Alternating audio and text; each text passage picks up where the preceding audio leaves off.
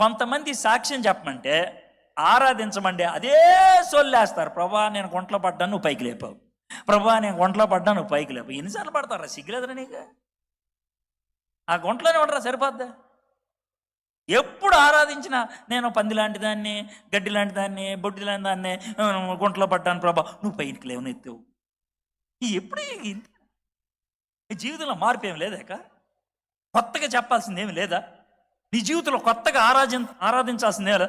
కొత్తగా ప్రేమ అనుభవించింది లేదా? ప్రేమలో కొత్తదనం రావాలి. శిలువ మీద రాజా అంటావు, అనలేవు. రాజా అని ఎప్పుడంటావు? సింహాసనం మీద కూర్చుంటే. మనం ఎంత గలీజ్గాలం అంటే ఆయన సిలువ ఎక్కించి రాజ్యా రాజ్యా పాడబడతాం. ఎంత గలీజ్గాలం చూడండి అసలు.